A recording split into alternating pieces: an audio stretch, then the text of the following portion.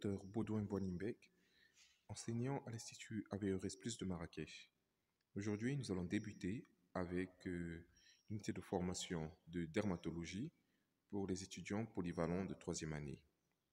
Alors, pour commencer, la dermatologie, c'est la spécialité médicale qui étudie les affections de la peau, des muqueuses et des fanères. Dans ce cours introductif, nous allons nous concentrer sur les lésions élémentaires en dermatologie et comment mener un examen dermatologique. Nous allons uniquement parler de la sémiologie dermatologique qui sera la base pour comprendre les lésions que nous allons rencontrer tout au long de la pathologie. Alors, l'examen en dermatologie répond aux mêmes critères qu'un examen dans toutes les autres spécialités, c'est-à-dire qu'il doit suivre un schéma bien défini. Nous allons commencer par une anamnèse. Cette anamnèse va déterminer les antécédents du patient, sa profession, la notion de prise médicamenteuse qui peut être très importante car génératrice de lésions dermatologiques. Des signes fonctionnels, à savoir le prurite, c'est-à-dire des démangeaisons, des brûlures ou des douleurs.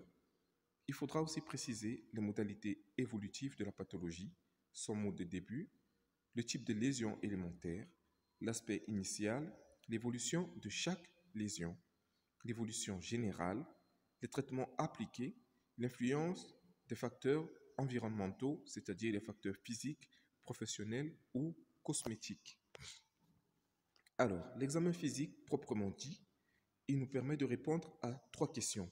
Premièrement, où examiner, puis comment examiner, et enfin analyser les résultats que nous avons obtenus lors des 2 premières étapes.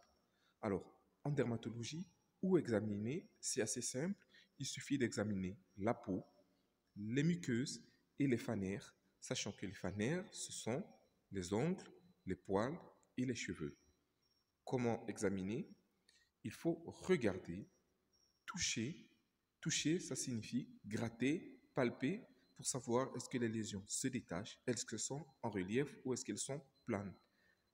Enfin, analyser. Il faut analyser les lésions élémentaires, il faut analyser leur groupement et leur topographie qui peut nous renseigner vers une pathologie donnée. Les lésions élémentaires. Les lésions élémentaires sont la base de la dermatologie. On a 2 grandes familles de lésions élémentaires. Les premières, ce sont les lésions élémentaires primitives, c'est-à-dire les processus initiaux. Ces lésions élémentaires sont les macules, les papules, les nodules, les végétations, les vésicules, les bulles, les pustules et les nouures que nous allons voir tout au long de ce cours.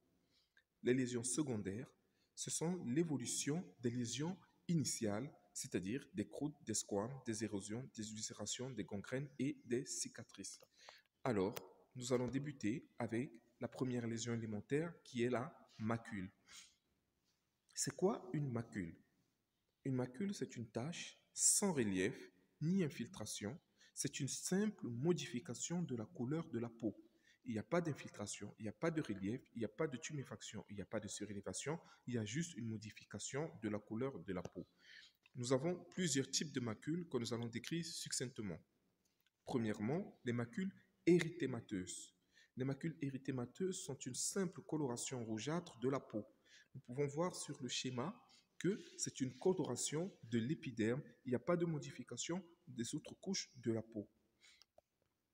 Ces macules ont la particularité de s'effacer à la vitropression. Qu'est-ce que cela veut dire? Si on prend un morceau de verre et qu'on presse sur la peau à l'endroit où se trouve la macule, cette macule va disparaître. Les macules, leur topographie peut nous orienter vers une pathologie. Si les macules sont diffuses, généralisées à tout le corps, on parle d'érythrodermie, c'est-à-dire érythro-rouge, dermie peau, c'est-à-dire peau rouge. À côté des macules érythémateuses, on a les macules purpuriques. Comme les macules érythémateuses, c'est de coloration de la couleur de la peau, à la seule différence que, ici, l'origine est vasculaire et que ces macules purpuriques ne s'effacent pas à la vitropression. Les lésions qu'on rencontre au cours des macules purpuriques sont ces petits points qu'on appelle des pétéchies. Après, on a des macules hypo ou achromiques. Hypo, ça veut dire diminution. Achromique, ça veut dire absence de coloration. Donc, ce sont des macules qui sont soit pas colorées du tout, ou bien qui ont une coloration diminuée par rapport à la couleur d'origine de la peau. Les macules pigmentées, c'est le contraire des macules hypo ou achromiques. Ce sont des macules dans lesquelles la couleur est exagérée par rapport à la couleur normale de la peau, comme notamment au niveau de l'image à gauche et en bas, les taches café au lait qu'on peut rencontrer chez la plupart des personnes. Deuxièmement, après les macules, on va étudier les lésions en relief. Ici, nous avons les papules, les nodules et les verrucosités. Alors, qu'est-ce qu'une papule? Une papule, c'est une lésion en relief, pleine, elle est ferme au toucher et dont la taille est inférieure à 1 centimètre. On a des papules qui vont apparaître aux dépens de l'épiderme, qu'on appelle des papules épidermiques, et des papules qui vont apparaître au détriment du derme, qu'on va appeler des papules dermiques. Les papules sont la lésion élémentaire qui vont apparaître dans certaines pathologies comme le psoriasis ou les urticaires, sachant que les urticaires, c'est la lésion dermatologique la plus fréquente que l'on rencontre au cours des allergies. Lorsque nous avons une lésion en relief qui a un diamètre de plus d'1 centimètre, on parle d'un nodule. Les nodules sont enchâssés dans la peau.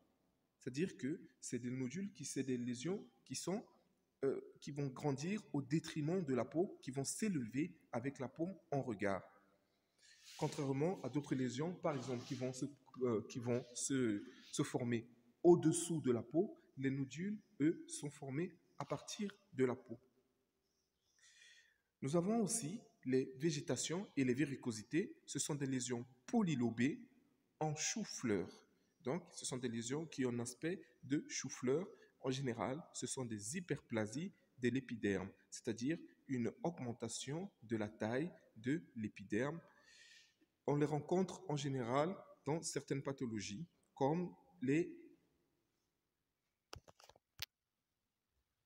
hyperkératoses ou bien dans certaines tumeurs cutanées. Alors, les lésions liquidiennes. Les lésions liquidiennes ici, c'est en général les vésicules, les bulles et les pustules. Alors, les vésicules et les bulles, ce sont des lésions translucides en relief qui contiennent un liquide clair ou jaune citrin. La différence entre une vésicule et une bulle réside dans la taille. Une vésicule a une taille de 1 à 3 mm, alors qu'une bulle a une taille qui est supérieure à 5 mm. Les vésicules et les bulles peuvent être épidermiques, ça veut dire formées aux dépens de l'épiderme, ou sous-épidermiques qui ont un rapport avec le derme. Les vésicules sont rencontrées dans plusieurs pathologies très connues, notamment la varicelle, donc la lésion élémentaire au cou de la varicelle, c'est une vésicule, ou encore l'herpès. Les bulles, elles, se rencontrent dans des pathologies systémiques, notamment le pemphigus, le pemphigoïde, que nous allons voir dans la diapo suivante, ou bien dans des lésions infectieuses, notamment l'impétigo.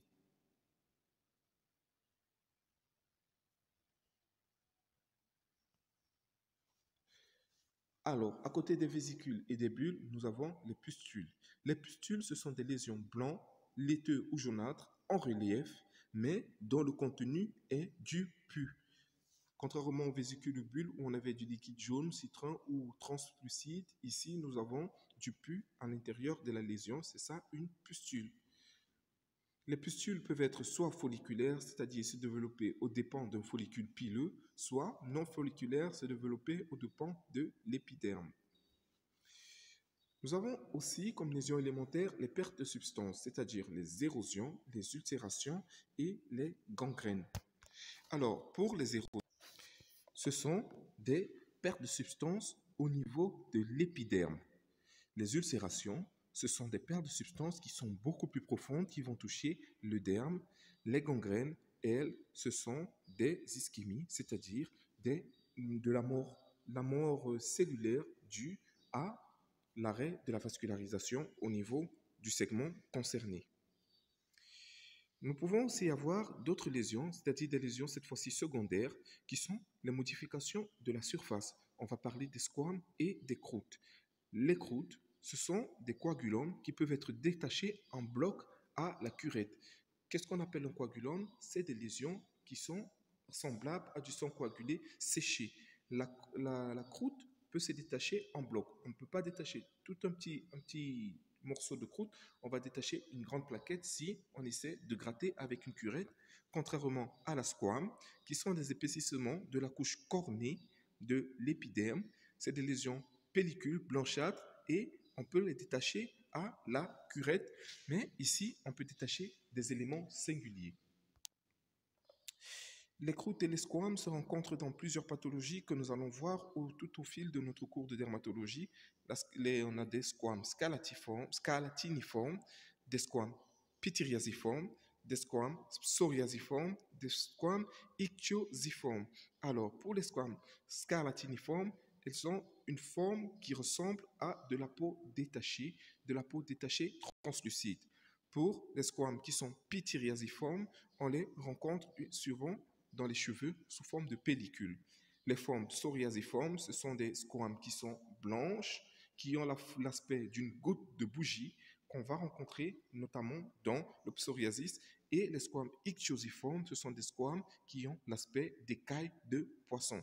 Ichthyos veut dire poisson en grec.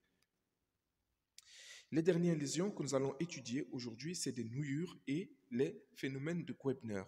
Les nouillures sont des lésions étendues, enchâssées dans la peau. Elles ne sont pas en relief, elles sont enchâssées dans la peau, mais contrairement à la macule, ce sont des lésions qui sont dures à la palpation. Les phénomènes de Koebner, eux, ce sont des lésions de dermatose déjà existantes chez le patient qui vont apparaître sur le trajet d'une cicatrice ou d'une égratignure. Ainsi s'achève le premier cours de dermatologie sur les lésions élémentaires. La suite du cours sera composée des mycoses en dermatologie, puis des infections cutanées en dermatologie, et en dernier, nous allons terminer par toutes les vénérologies qui ont des manifestations dermatologiques. Je vous remercie.